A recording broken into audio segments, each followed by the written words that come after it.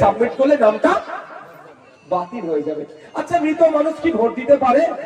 তৃণমূলের মৃত মানুষরা ভোট দেয়।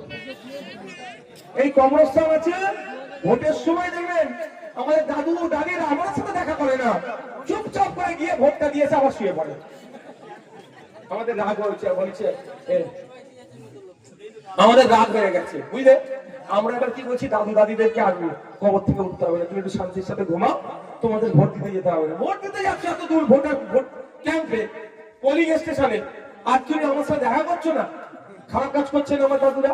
কি বল কি বলছি, বা না আর হবে না, সেটা ফর্ম ফিল আপ করে জমা করে দিতে হবে যে আমার দাদু দাদি বা আমার কেউ পরিবারের মারা গেছে, সেটা ফর্ম নাম্বার 7-এ। আর ফর্ম নাম্বার 8 কি আছে?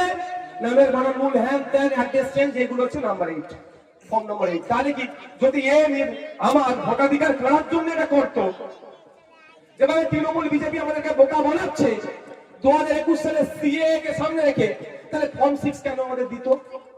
ফর্ম 7 তাহলে দিত ভোটারের জন্য কেন দিত?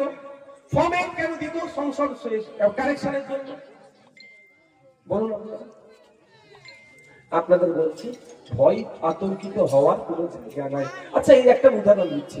এখানে একটা বাঘ এসে যদি খবর পান, ঘরে গিয়ে সবাই ঘরে ঢুকে দরজা দিয়ে দিলে বাঘ কি চলে যাবে?